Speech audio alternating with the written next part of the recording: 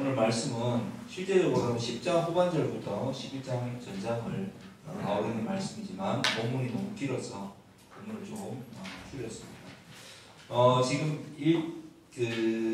16절에 나오는 여호수아가 이같이 그 온 땅이겠죠. 곧 산지와, 자 저번에 지난주에 했었죠. 이쪽에는 이 요단 계곡이 있고요. 여기는 사해가 약 해발에서 마이너스 한 410m 정도, 20m인가 이렇게 됩니다. 그리고 이 갈릴리에서 이 요단 계곡이 해발 마이너스 한 210m 정도, 여기 사해가 한 430m인가 그래요. 되고 오른쪽에는 이 고원이 있습니다. 고원 높은 지대에 높은 평지겠죠. 고원이 있고 약 차이는 거의 한 700m 되니까 사이까지 하면 1100m 정도가 되고 이쪽에는 서쪽 산지가 있습니다. 산지가 있고 내려가면서 구름이 있고 그 다음에 이쪽 해변가에는 블레셋 좀 아래쪽입니다. 해변가에는 해안 평야가 있습니다. 이러한 쪽에서 여기 오늘 본문에 보니까 한락산에서부터 한락이 여기 남쪽, 여기 아라바 광야, 여기는 네게브 가데스바네아에 있는 곳, 한락산에서 북쪽 헤르몬산까지, 요 바알갓이라는 요 밑에 이제 레바논 지역이 이쪽입니다. 이쪽인데 여기 바알갓, 바알의 행운이라는 뜻입니다. 이 바알갓 지역, 그러니까 이 남쪽 한라에서 한락이죠, 그죠? 한라에서 우리나라로 치면 백두까지 다 여호수아가 주요 성읍을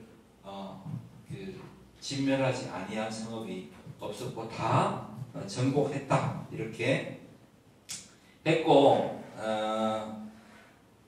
히위 족속 외에는 이스라엘 자손과 화친한 성읍이 하나도 없고 이스라엘 자손이 싸워서 다 점령하였어. 이건 무슨 말이겠습니까? 여호수아가 유일하게 실수한 게 기브온 족속을 멸하지 못했는데 그 뒤로는 신중하게 실수하지 않았다는 뜻이겠죠. 그렇고 온전히 다 순종했었고, 그 다음에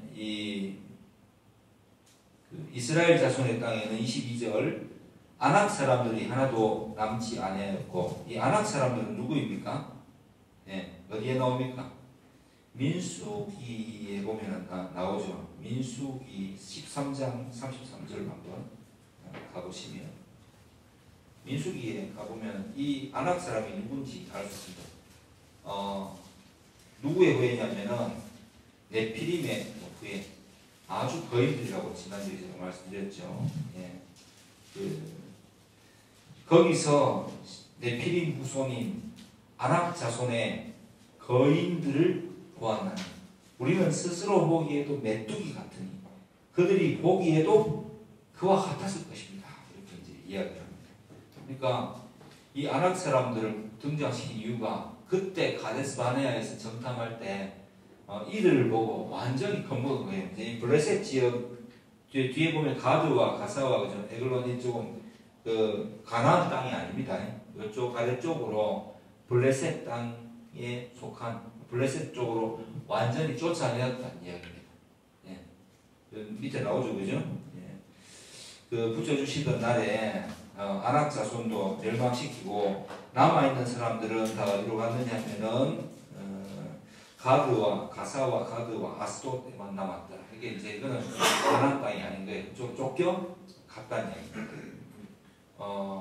라흐미, 골리앗 이런 사람들, 블레셋 족속들, 아낙 자손들 굉장히 거인이었고 약 3m에 육박하는 그런 고대의 장수 중에 장수, 용사 중에 용사였다 이렇게 이야기했는데 그들조차도 완전히 점령을 다해서 다 쳐 죽였고 나머지 장단들은 블레셋 땅으로 도망갈 정도로 완벽하게 하나님께서 시키신 명령을 수행하지 아니한 것이 없었더라. 그래서 여호수아가 여호와께서 모세에게 말씀하신 대로 그 온 땅을 점령하여 이스라엘 지파의 구분에 따라 기업으로 주매 그 땅의 전쟁이 그쳤더라 이렇게 되어 있습니다. 그래서 이제 이쪽에 분배가 일어나죠. 뭐 이쪽에는 유다 지파에 뭐 시몬, 단, 뭐 에브라임, 므낫세, 예? 동쪽, 므낫세 서쪽, 르우벤, 뭐 갓, 예? 그다음에 나머지 뭐 이사갈, 뭐 스불론, 뭐 모든 이제 지파의 땅 분배가 이제부터 12장부터 그죠? 13장부터 일어나겠죠. 그래서 여호수아의 구조를 보면 1장부터 11장까지 전복, 그 다음에 21장까지는 분배, 그 다음에 마지막으로 이 여호수아가 이스라엘 백성들에게 권하는 마지막 권면, 이렇게 이루어져 있다고 했습니다. 자, 오늘 설교의 제목을 한번 읽어볼까요? 시작. 제대로 믿으면 무엇이 무엇인가? 제대로 믿으면 무엇이 납니까? 자, 이스라엘 백성들이 오늘 10장에 보니까 반복적으로 나타나는 말이 있어요. 뭐 어디에서 했던 것보다 똑같이 다 멸하였더라. 이게 한 8번 정도 제가 헤아려 보니까 8번 정도 나와요. 16절부터 쭉 보면 뭐 다섯 왕들이 도망가서 21절에 보면 모든 백성이 평안히 막게다 진영으로 돌아와서 여호수아에게 이르렀더니 함부로 이스라엘 자손을 혀를 놀려, 그러니까 찍소리도 못하는 것이, 함부로 말로라도 이스라엘 자손을 대적하는 사람이 없었더라. 그때 또 다섯 왕들을 끌어내서 이 다섯 왕들을 다 발로 목을 밟아서 시범적으로 밟고 다 죽이고, 그 다음에 다시 하루 만에 자비를 베풀어서 불에다가 다시 시체를 던져 넣어버리고 그 불이 오늘까지 있었더라, 이렇게 표현이 됩니다. 그래서 뭐 막게다에서 왕이 행한 것듯이 여리고 왕이 행한 것과 같았더라, 28절에 보면 그렇고, 또 32절에 보면 림나에 행한 것과 같았더라, 뭐 그의 백성을 쳐서 한 사람도 남기지 아니하였더라, 한 사람도 남기지 아니하였더라, 다 했다. 하나님이 시키시고 모세가 명령한 대로 여호수아와 이스라엘 백성이 하나도 행하지 아니한 것이 없었더라라고 했습니다. 그런데 11장에 딱 등장하니까 이제는 여리고가 여기잖아요, 그죠? 그래서 남북을 가로지르는 여리고를 허리를 점령하고 나서 남쪽 왕은, 그죠? 정리가 다 됐어요. 이제는 북쪽이 남아있어요. 그래서 북쪽에는 하솔 왕 야빈이 이 소식을 듣고 라고 이야기합니다. 이제 이쪽 북쪽이 시작되는 거예요. 북쪽에 있는 산지에 있거나 해안에 거주하거나 이쪽에 있는 갈릴리 호수 근방에 사는 모든 왕들을, 연합군을 다 모아서 오늘 이 11장에 보니까 그 4절 보니까 그들이 그 모든 군대를 거느리고 나왔으니 백성이 많아 해변에 수많은 모래 같고 말과 병거도 심히 많았으며 이 왕들이 모두 모여 나와서 이스라엘과 싸우려고 메론 물가에 함께 지쳤더라. 그러니까 이제 남쪽을 넘었나 싶었는데 전복전에서 북쪽이 더 대단하게 남은 거지. 너무 많이 남은 거예요. 그리고 하나 넘어갔나 싶었는데 첩첩산중, 이제는 뭐가 등장합니까? 말과 병거가 등장합니다. 하나님의 뜻을 따르는 것이 가나안을 정복하는 것이 더 쉬워졌다는 말입니까? 더 어려워졌다는 말입니까? 더 어려워졌다는 말이죠. 이 더 어려워진 속에서 여호수아에게 하나님이 나타나셔서 두려워하지 마라, 이렇게 말씀하십니다. 내일 이맘때 내가 그들을 이스라엘 앞에 넘겨주어 몰살시킬 것이다. 너는 어떻게 하라고요? 그들의 말 뒷발의 힘줄을 끊고 그들의 병거를 불살라 라고 명령하십니다. 그러니까 전쟁은 하나님이 알아서 하실 거니까 여호수아에게 뭐를 주문합니까? 말 뒷발의 힘줄을 끊고 병거를 불살을 해요. 이게 무슨 말이냐 하면은 요즘으로 옮겨보면은 미사일 다 폐기하고 드론 다 불태워서 없애라, 이렇게 말하는 거하고 똑같아요. 포도 다 없애버려라.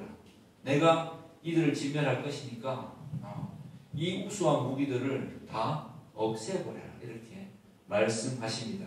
이것은 신명기 30장 2절에도 20절에도 나타납니다. 한번 찾아볼까요? 신명기 30장 20절.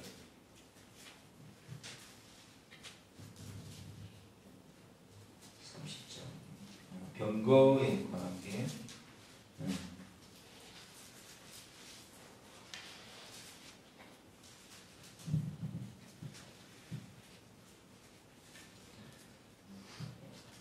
요거는 이제 거주하는 데 대한 약속이죠. 그죠? 신명기 30장 20절에 보면은 여호와를 사랑하고 그의 말씀을 청종하며 또 그를 의지하라 이렇게 나와 있습니다. 하나님만 의지하라 이렇게 되어 있고요. 이사야 31장 1절로 가보시면 이사야 31장 1절 가서 한번 읽어보겠습니다.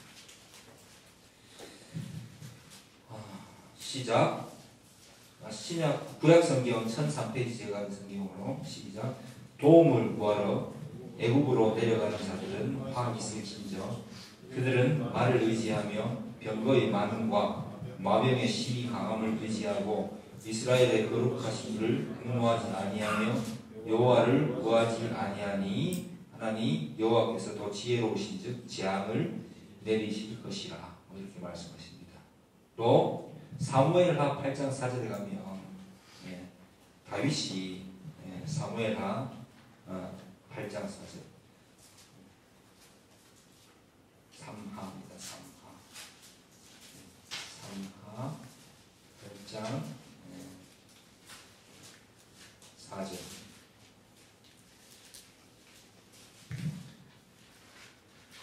다윗이 그에게서 마병 1700과 보병 2만 명을 사로잡고 병거 1박 100대의 말만 남기고 다윗이 그 외의 병거의 말은 다 발의 힘줄을 끊었더니 이렇게 되어 있습니다. 다윗은 지킨 거죠. 이게 왜 그렇게 중요할까요? 왜 하나님은 말과 병거에 불사르고 힘 뒷줄을 끊으라고 하셨을까요? 하나님이 만을 의지하는 겁니다. 신명기의 말씀처럼 여호와의 말씀을 의지하고 여호와만을 바라보고 살아라 이렇게 말씀하시는 겁니다. 얼마나 큰 유혹이 되겠습니까? 이 강한 우리가 점령했는데 이제는 말도 있고 군마도 있고 뭐 병거도 있는 거예요. 탱크도 있는 거지. 이야 이거를 불사르고 말 깃발에 힘줄 끊어버리면은 너무 아깝지 않을까라는 생각을 당연히 하겠죠. 당연히 하지 않겠습니까? 그런데 하나님께서 명령하십니다. 없애라고. 말 깃발에 줄 끊고 그 다음에 병거를 불살라버려라 이렇게 말씀을 하실 때에 여호수아는 그것을 다 지켰습니다. 철저하게 지켰다는 말이 이 반복적으로 계속해서 나타납니다. 여호와께서 모세에게 명령하신 대로 모세가 또 명령한 대로 여호수아가 그 모든 명을 따라서 모든 숨쉬는 것들을 살아 숨쉬는 이 인간들을 다 진멸하기를 그치지 아니하고 깨끗하게 다 진멸하였더라. 큰 이 유혹이 유혹이겠지만 또 참모들의 입장에서도 전쟁을 수행하고 이제 잔당들이 남았을 거 아닙니까? 레지스탕스 잔당들이 남았으니까 그 사람 그 주변국들 아직도 블레셋도 남아있고 이쪽으로 가면 시돈과 두로도 있고 이런 도시 국가들의 도전을 받아들일 때에 그래도 우리가 땅을 다 차지하고 분배를 하고 나면은 우리도 전투력이 있어야 될 거 아닙니까? 라고 권하고 했던 사람도 있었지 않겠습니까? 그런데 완전히 싹 다 명령을 지켰다라는 말이 반복적으로 나오고 있습니다. 그래서 여러분 보십시오. 그래서 하나님은 왜 이렇게 하시는 걸까요? 그래서 여호수아가 다 지켰는데 여호수아가 그것을 다 지켜서 행한 결과 여호수아의 인생에 남는 것은 과연 무엇일까요? 그 질문을 바꾸어서 우리가 예수를 믿고 교회됨을 이루고 이렇게 교제를 하고 세상과 다른 가치관으로 예배자의 삶을, 그죠? 우리 삶이 예배니까 예배자의 삶을 살아가는 이 마지막의 결론, 그리고 또 이렇게 순종하면 얻게 되는 어떤 뭐 보상이라고 해야 되나? 우리가 한 게 아무것도 없는데 보상을 받을 리는 없겠지만 어쨌든 하나님은 우리에게 주시기를 기뻐하시니까, 은사와 모든 걸 나눠주기 기뻐하시니까 그런 이런 순종을 다했을 때 우리에게 남게 되는 것은 과연 무엇일까요? 여기에 대해서 우리가 한번 꼭 알아봐야 될 것 같습니다. 사람이 살아가면서 가장 보람되고 잘 살았다라는 마음이 들 때가 언제이든가요, 여러분은? 네. 언제이든가요? 돈을 많이 벌었을 때 잘 살았다고 이야기하나요? 아니면은 내가 주변 사람들의 인정을 받거나 없어서는 안 될 사람이라는 존재감이 부각됐을 때 잘 살았다는 이야기를 하던가요? 내가 인간은 누군가에게 사회를 이루며 살아가는 것이 인정과 칭찬이 필요한 존재입니다. 그래서 그것을 갈구하죠. 그런데 사람들이 하는 칭찬으로는 사실 우리가 항상 불안합니다. 인기는 마치 피었다가 쉽게 지는 벚꽃 같았어. 사람의 인기를 얻기 위해서 막 우리가 열심히 애쓰지만은 직장에서 아무리 그 대단한 직책을 가지고 권력을 휘두르고 뭐 이렇게 소위 말해서 중요한 직책에 있던 사람도 그 직책에서 내려오게 되면은 은퇴를 맞이하고 나면 급격하게 노쇠하고 쓸쓸함을 느끼고 사람의 삶이 흐트러지는 것을 쉽게 볼 수 있습니다. 그래서 예수를 믿는다, 믿는다. 그러면 그 믿음 이후에 오는 가장 큰 기쁨은 보상은 무엇일까 생각해 보니까 하나님께서 우리를 높이시고 인정해 주신다는 것입니다. 나는 나 자체로 남고 싶어요 라는 질문을 내가 사람이 할 수도 있습니다. 그런 대답을 나는 그냥 내 자신이 내 자체로 그냥 이렇게 남았으면 좋겠다. 근데 여러분의 그 자체는 도대체 무엇인가요? 여러분의 존재감에 대한 그 확증은 도대체 어디에서 받을 수 있을까요?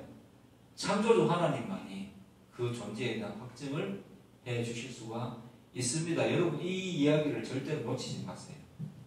하나님만이 우리의 존재에 대한 확증을 해 주십니다. 너희가 가치 있다. 네가 바로 내 자녀다. 가치 있다. 우리의 기도문처럼. 내가 너를 지명하여 불러서 이 세상에 나의 사역자로 세웠다. 라고 할 때 우리의 이 자부심이 올라가고 우리의 인생에 가치가 있게 되는 것, 이게 너무나 당연한 것인데 이거를 우리가 모두가 좀 느끼면서 살았으면 정말 좋겠습니다.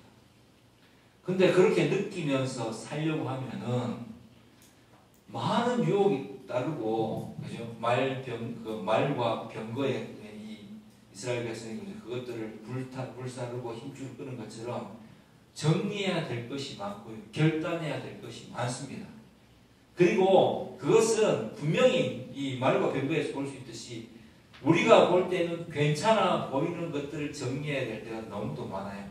이거 없어지면 난 큰일 나는데, 이거 없어지면 나는 정말 큰일 날 것 같은데, 그런 생각을 하는 거예요. 우리 생각에. 그러니까 우리는 그것들에 대해서 쉽게 내려놓지 못할 때가 많습니다.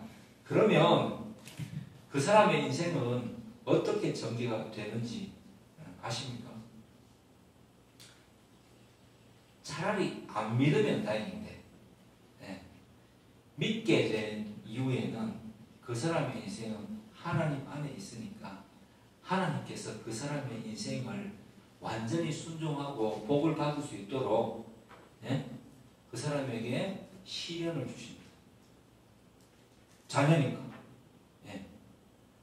자기가 생각하는 대로 하는 것이 옳지 않다는 것을 계속해서 이렇게 증명할 수 있도록 하나님은 그 사람을 인도해 가십니다. 역경 속으로. 왜? 하나님은 우상이 아니시기 때문에 우리를 자녀로 대하시고, 우리를 만약에 지명하여서 불렀다면은 그 사람을 내게 복의 근원이 되고 빛과 소금의 역할을 감당할 수 있는 인격을 갖춘 사람으로 변화시킬 때까지 하나님은 절대 포기하지 않으신다는 사실을 우리는 꼭 기억해야 됩니다. 그래서 고난과 시련이 너무 싫어요. 나는 그냥 아무것도 안 하고 그냥 살았으면 좋겠어요. 과연 행복할까요? 고난과 시련을 통과해서 그것에 대한 유혹을 이겨내고 하나님께 온전히 순종하기로 결심했을 때 비로소 하나님께서는 그 깊은 절망 가운데에서 나를 끌어올리시고, 그리고 내게 말할 수 없는 성취감과 또 행복감을 주시려고 하시는 우리의 아버지라는 사실을 여러분 놓치면 안 됩니다. 신약시대 때 많은 백성들이 이란에 흔들리고 또 다른 종교에 흔들려서 배교하고 싶어 했어요. 그래서 보낸 편지가 있습니다. 배교의 위험과 믿음이 흔들릴 걸 두려워해서 그 사람들에게 그를 격려하고자 쓴 편지가 있죠. 특히 유대인들에게, 유대인 신자들에게. 거기에 나온 말씀이 있죠. 한번 하늘의 은사를 맛보고 성령에 참여한 바 되고 그런 사람이 회개한 사람이 악을 행하면 다시 돌아올 길이 없다. 그런 말이 나오죠. 히브리서 6장 5절일 거예요. 한번 찾아보시다. 자, 그렇게 살지 않으면 또 어떻게 된다는 이야기이겠죠. 이 유대인들에게 보내는 편지입니다. 사도가 6장 4절부터 한번 빛을 받고 하늘의 은사를 맛보고 성령에 참여한 바 되고 하나님의 선한 말씀과 내세의 능력을 맛보고도 타락한 자들은 다시 새롭게 하여 회개하게 할 수 없나니 이는 그들이 하나님의 아들을 다시 십자가에 못 박아 드러내놓고 욕되게 함이라. 땅이 그 위에 자주 내리는 비를 흡수하여 밭가는 자들이 쓰기에 합당한 채소를 내면 하나님께 복을 받고 만일 가시 엉겅퀴를 내면 버림을 당하고 저주함에 가까워 그 마지막은 불사름 되리라. 왜 이 말을 할까요? 진짜 끝장나는 게 이 말이 아니겠죠. 이 말의 문맥상의 의미가 우리가 그 밑에 나옵니다. 우리가 믿었잖아. 우리가 진짜 하나님 그 예수 그리스도의 십자가의 보혈의 공로로 새롭게 함을 받았잖아. 그런데 이 좋은 길을 조금 힘들고 어렵다고 해서 포기한다고? 그러지 마 합니다. 그러지 마란 말이 9절부터 나오죠. 사랑하는 자들아 우리가 이같이 말하나 앞에처럼 말하지만 너희에게는 이보다 더 좋은 것 곧 구원에 속한 것이 있음을 확실하노라. 너 예수 믿었잖아. 하나님의 은사를 받았잖아. 이런 말을 하는 게 너희를 저주하기 위해서 하는 게 아니라 절대 이제 그 길로 왔으니까 참고 나아가면 하나님께서 너희의 삶을 인도하실 거야 라는 말을 지금 하고 있는 거죠. 하나님은 불의하지 아니하사 너희 행위와 그의 이름을 위하여 나타낸 사랑으로 이미 성도를 섬긴 것과 이제도 섬기고 있는 것을 어떻게 하신다고요? 잊어버리지 아니하시느니라. 우리가 간절히 원하는 것은 너희 각 사람이 동일한 부지런함을 나타내어 어떻게? 끝까지 소망의 풍성함에 이르러 게으르지 아니하고 믿음과 뭐로? 오래 참음으로 말미암아 약속들을 기업으로 받는 자들을 본받는 자 되게 하려는 것이냐. 말이 어려운 거지. 되게 쉬운 말이죠. 배교하지 마. 이미 우리가 은혜를 받았잖아. 너희 마음에 구원의 확신이 있잖아. 이 길을 계속 걸어가. 왜? 이때는 핍박이 심하니까. 그래도 포기하지 마. 앞으로 나아가. 하나님이 이걸 다 보고 계셔.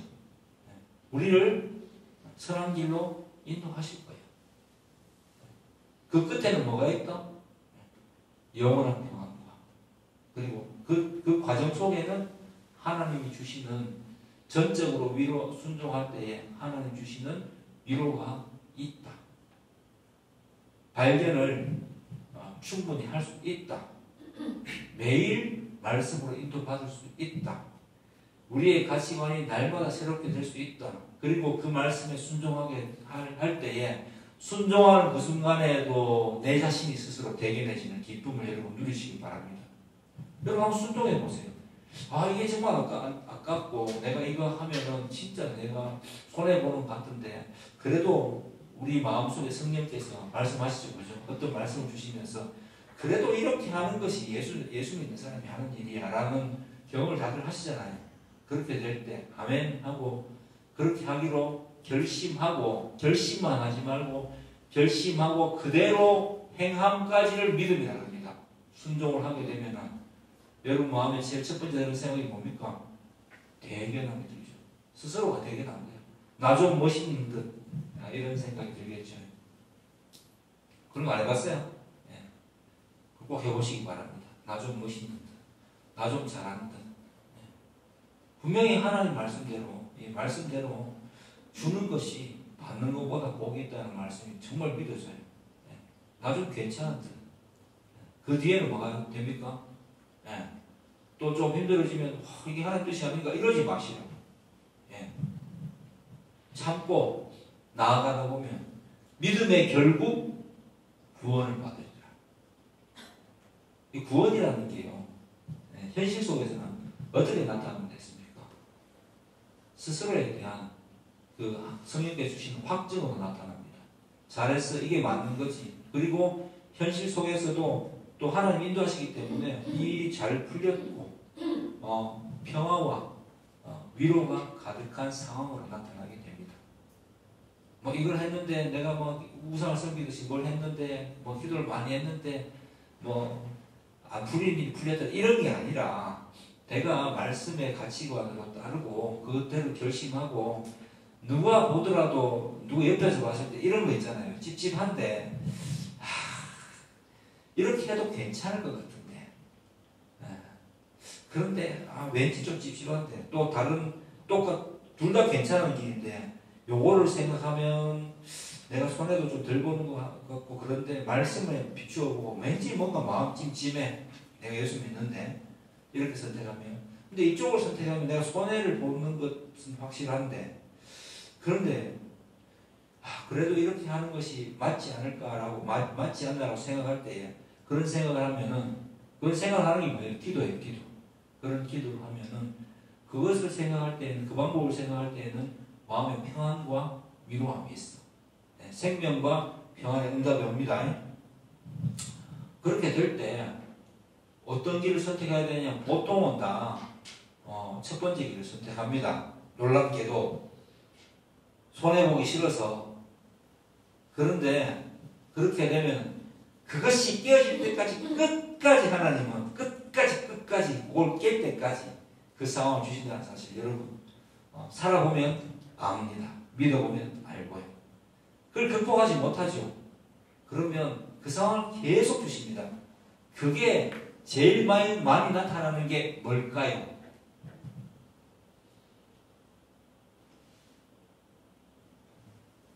동전이 아니니까요. 예. 그게 나타나는 게 뭘까요? 바로 돈에 관련된 문제입니다. 자기 이익에 관련된 문제요. 자기의 어떤 유익에 관련된 문제가 항상 나타납니다. 예. 그것을 넘기셔야 되는데 못 넘기면은 인생 자체가 아까 히브리서에서 봤죠.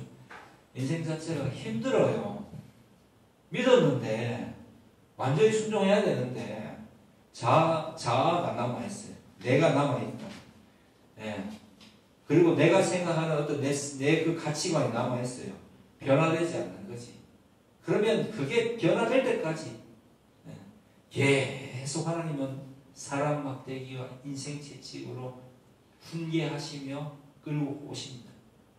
그것을 통과했을 때 비로소 정금같이 나오리라. 이렇게 돼 있잖아요. 예. 그걸 통과해야지 정금같이 나옵니다. 보통 이거는 여러 분야에서 이제 부흥할 때 많이 쓰긴 하더라만 그런 의미보다는 여러분이 지금 예수 믿고 난 좀 잘하고 있는 것 같은데 스스로 볼 때 뭔가 이렇게 내가 인생이 좀 자꾸 동일한 상황이 반복돼. 특히 돈의 부분에서. 그러면 생각을 빨리 바꿔야 됩니다. 하나님이 원하시는 대로 사용하면 됩니다. 왜? 어차피 내 거 아니었거든. 하나님 주신 거니까. 순종하면 됩니다. 그러면 그 순종하는 순간에 마음의 평화가 찾아오고 그 다음에는 그것보다 늘 하는 기도할 때 하는 말 있죠. 흩어 구제하여도 더욱 구하게 되는 일이 틀림없이 있습니다. 왜? 제가 기도를 딴 것도 하는 게 아니고 말씀을 근거로 하나님 약속을 근거로 기도하고 있대요. 하나님 그 상황을 밝게 만들어 주십니다. 그게 보통 자기는 괜찮다고 생각하지만 내가 누군가에게 말을 했다면 그 모든 말들이 내 마음을 때립니다. 그 사람한테 안 했다고 한다고 해서 그게 없어지는 것도 아니고요. 예. 내가 결심했던 거, 내가 생각했던 거 하나님 앞에서 기도하면서 마음에 품었던 그 순종함의 마음을 끝까지 지키고 갈 때에 진짜 대단한 그 위로와 행복감이 우리 마음을 가득 채우게 될 것이고요. 자존감이 엄청 높아집니다. 그래서 끝까지 믿으면 뭐가 남는가? 큰 자존감이 남아요. 살아있네. 이게 되는 거예요. 예. 야, 난 지금 정말 난 좀 괜찮은 듯. 나는 사람에게 그것보다 더한 이 만족감은 없다고 봐요. 스스로가 대견하고요. 또 주변에서 또 하나님께서 어떻게 한다고요? 빛과 소금을 산다는 것은 칭송받게 만듭니다. 그게 뭐예요? 빛과 소금이죠. 그게 하나님 쓰시는 사역자의 모습입니다. 포기하지 않고 끝까지 순종하게 될 때 누리는 여호수아는 어떻게 됩니까? 끝까지 순종했더라. 끝까지 순종했더라 하니까 어떻게 됩니까? 여호수아만한 지도자가 성경에 등장하지 않아요. 기본 거민 죽이는 거 실패한 거 빼고는 다윗도 유혹에 빠져서 이 밧세바를 범하지 않습니까? 그런데 다윗이 또 위대한 왕이라고 하는 게 여호수아보다는 조금 못하죠. 그런데 아까 사무엘을 봤지 않습니까? 네, 다른 왕들은 못했어요. 이스라엘 왕들은. 그런데 다윗은 말이 힘줄 끊고 병거를 불살라버렸다고 했습니다. 하나님의 명령을 기억하는 거죠. 그런 사람을 하나님은 들어서 사용하십니다. 네, 제가 나이가 들고 보니까 그렇더라고요. 나이가 들면 들수록 뭐가 남느냐. 제 주변의 사람들 봐도 그렇고 필요 있는 존재가 되고 싶어 해요. 막 퇴직하고 나면 좋을 것 같죠. 제 퇴직에 있는 사람들, 손님 온 사람들 보면은 다들 힘들어 합니다. 어디에 또 일할 데가 없는가. 제가 이제 그런 말 했습니다. 만약에 주 4일, 4.5일제 뭐 그런 게 된다면 경제적으로 봤을 때 그 사람은 이제 무조건 불문하고 이 경제적인 부족함을 채우기 위해서 2가지 일 정도, 2가지 이상의 일을 아마 해야 될 거예요. 그런 일들이 닥칠 것 같아요. 그러면 얼마나 사람이 힘들겠어요. 그런데 그럼에도 불구하고 그렇게라도 내가 좀 필요한 존재가 되었으면 좋겠다는 것이. 진짜 좀 가치 있는 사람이 되었으면 좋겠다는 것이. 그래서 제가 그분한테 그랬어요. 이제 앞으로는 58 개띠가 다 이제 58년생들이 다 80만이거든요. 우리나라에 퇴직을 다 했고 그분들이 또 이제 전문직들을 미케닉들은 기술자들은 또 막 이렇게 알바 때문에 회사로부터 촉탁도 받고 부름도 받아요. 이제 70 개띠 들이 50대 이제 중후반입니다. 그죠? 중반 넘어섰습니다. 이 사람들이 우리나라에 100만이에요. 이분들이 퇴직을 하게 되면 급격한 인구 절벽 감소가 시작됩니다. 예.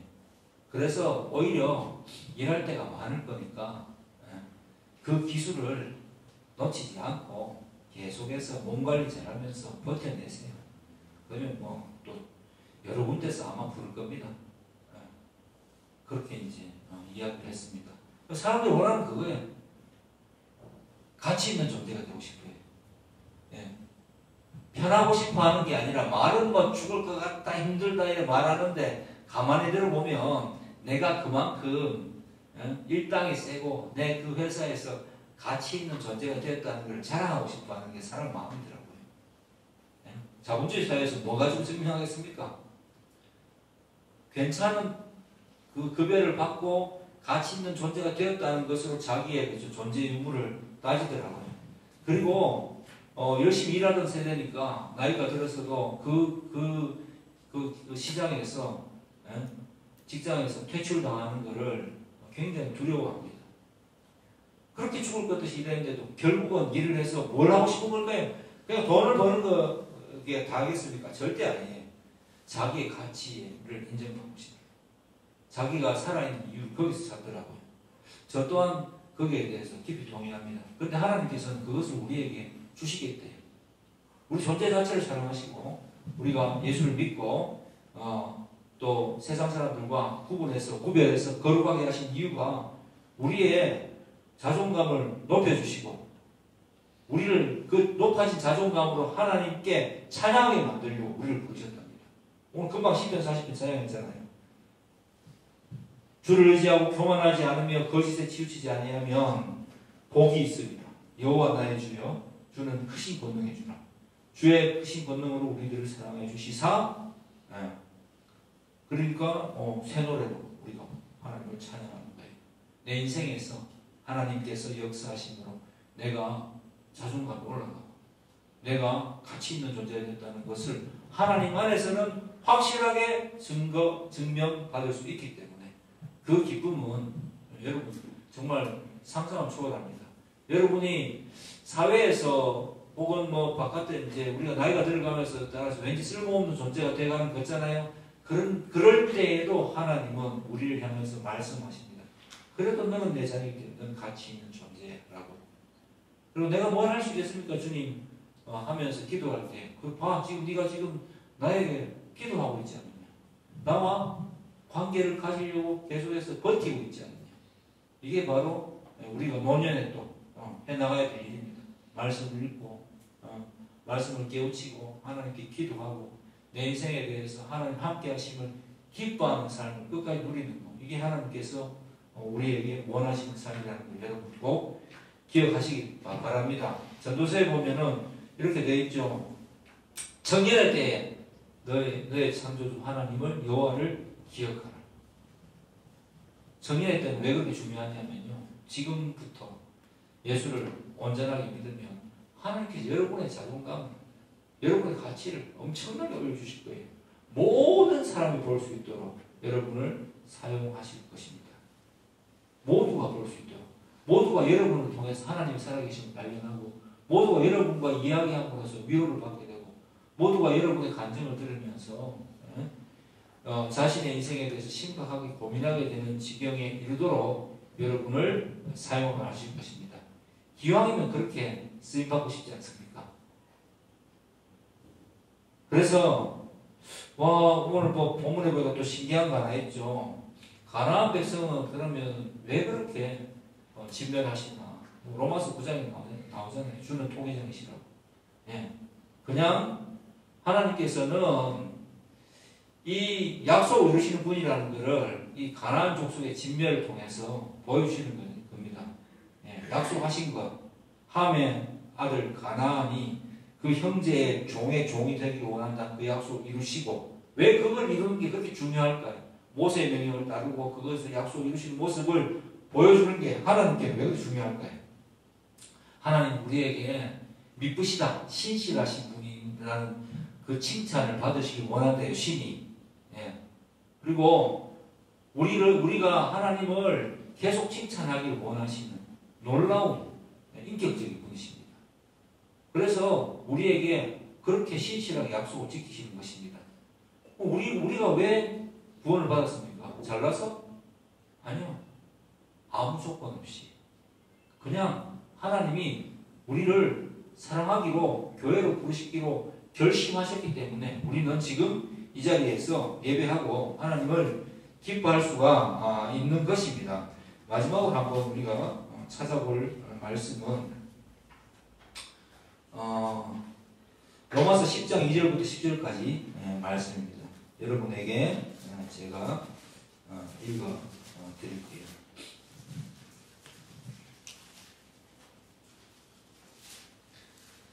내가 증언하노니 그들이 하나님께 열심히 있으나 올바른 지식을 따른 것이 아니니라. 하나님의 의를 모르고 자기 의를 세우려고 힘써 하나님의 의에 복종하지 아니하였느냐. 그들이 누굽니까? 이스라엘 백성들. 그리스도는 모든 믿는 자에게 의를 이루기 위해서 율법의 만침이 되시니라.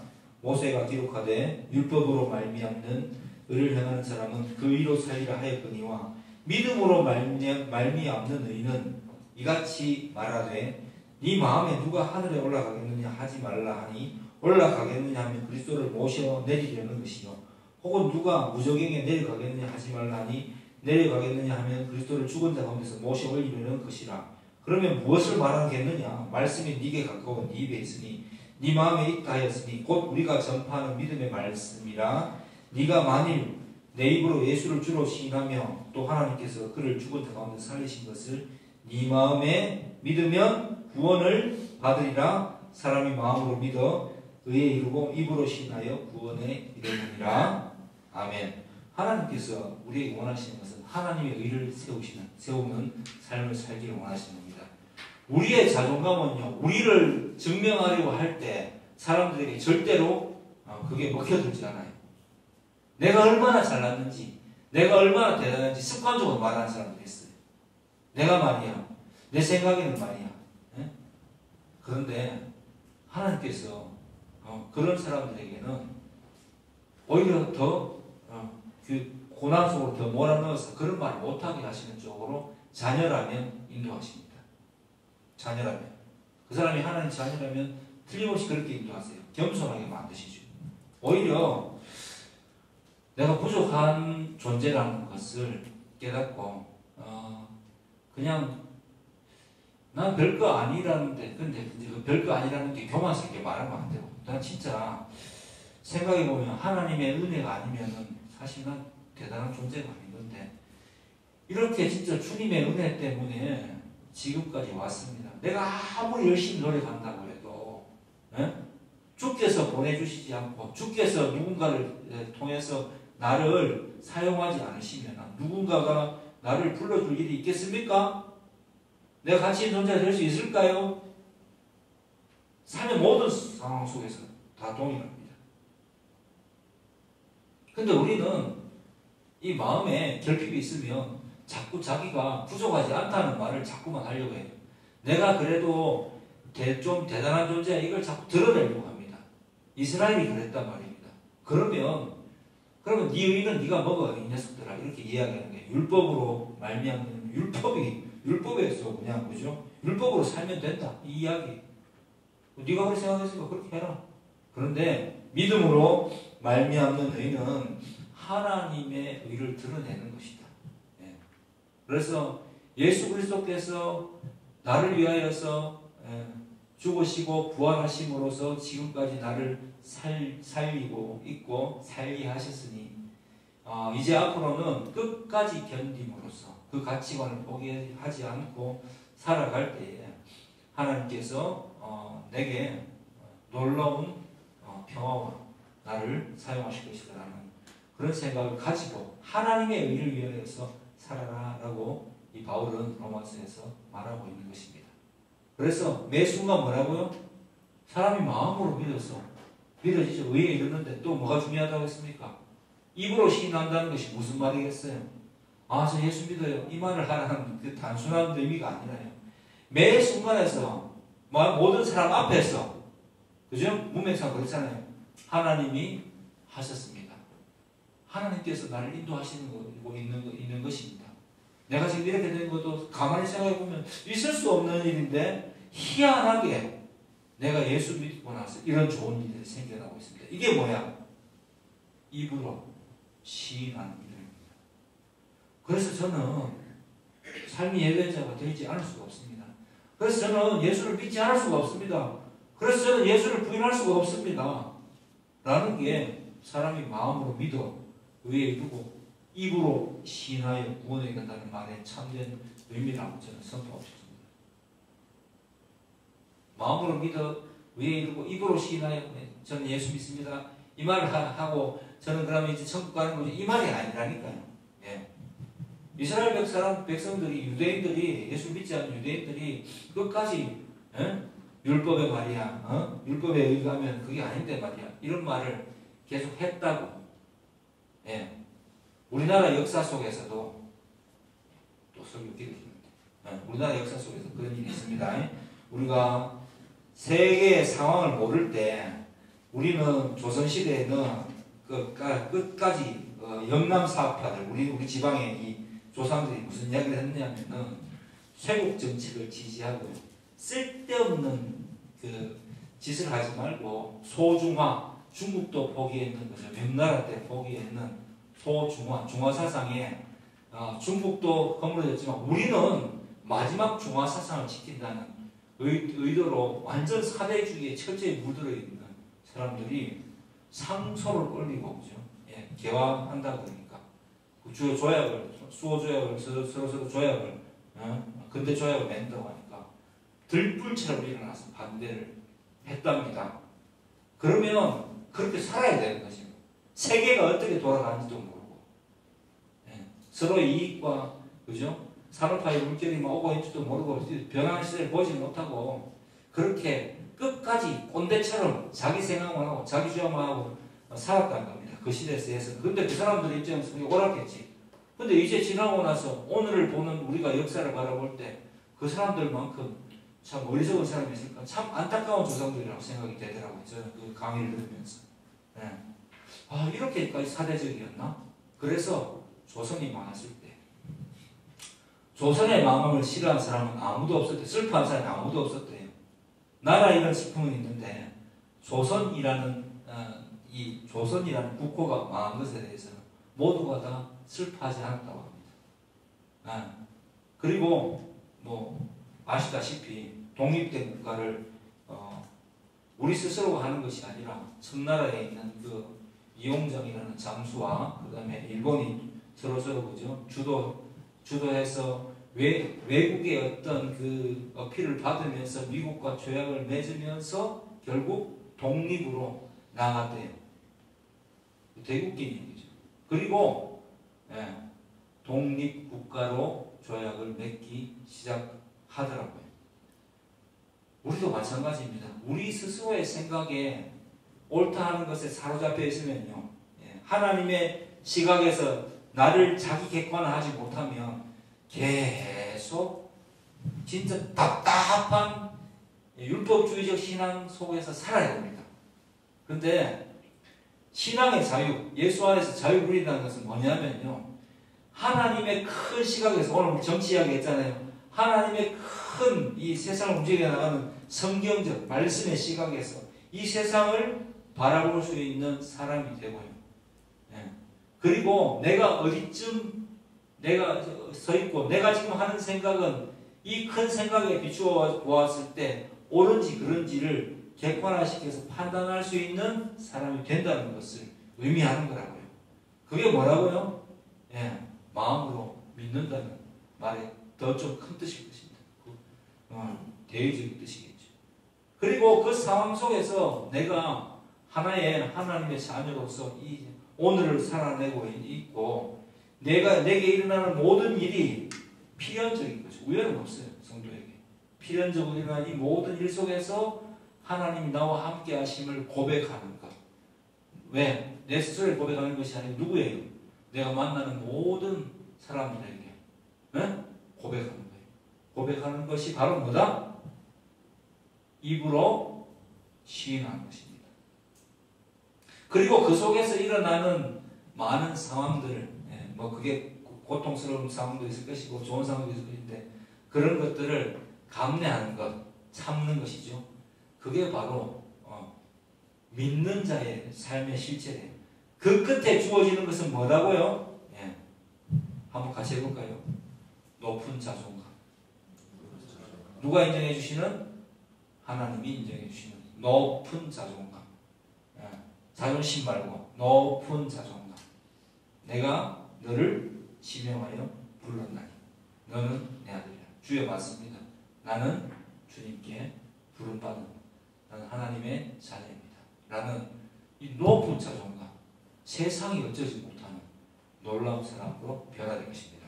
그런 축복이 오늘 말씀을 들으시는 저와 여러분에게 함께하기를 주의 이름으로 축복합니다.